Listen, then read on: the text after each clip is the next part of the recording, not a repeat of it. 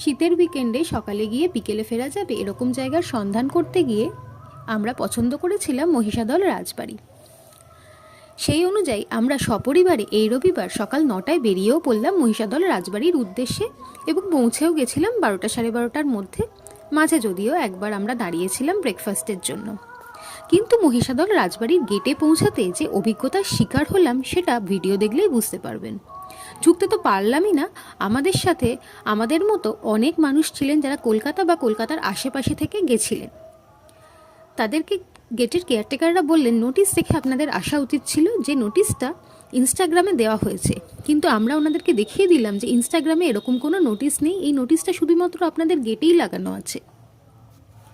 একটা public spot, tourist স্পটই বলতে পারা যায়, সেটা কি করে এরকমভাবে বন্ধ করে রাখে? হ্যাঁ, যদি কোনো মেনটেন্যান্সের কাজ হতো সেটা একরকম ব্যাপার, কিন্তু এইরকমভাবে গেট থেকে এত মানুষের সাথে মিসবিহেভ করা, সেটা ভিডিওটা দেখে নিন ভালো করে। ছেড়ে রাখে কমন এরিয়াটাতে, ছেড়ে রাখে লোকজন। কমন এরিয়া ছাড়বো না তাহলে কি করে হবে? আর মানুষদের রোববারটাই আসবে, কমন এরিয়া না ছাড়লে কি করে হবে? সেটাই তো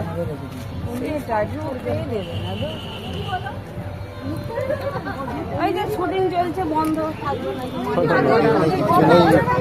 এটা আজকে বোর্ড লাগাবে। ওটাই তো বললাম, এরা আজকে শুটিং এ নিয়ে নিয়েছে, ও আজকে লিখে ওটা ছাপিয়ে মেরে দিয়েছে। এই কমন এরিয়াতে এই ছিল সেই নোটিশ, যেই নোটিশটা অনলি ওদের গেটেই লাগানো ছিল। সে কি পাবলিক এলাও করবে না, না অন্য কাউকে এলাও করবে? এটা কোনো এটা কি কারোর বাড়ি? আমার হ্যাঁ, বাড়ি তো রাজবাড়ি, বাড়ি। রাজবাড়ি। এটা তো ঘোরার জায়গা। এটা পার্সোনাল বাড়ি, এটা পার্সোনাল হ্যাঁ, তাহলে এত মানুষ কেন আসবে?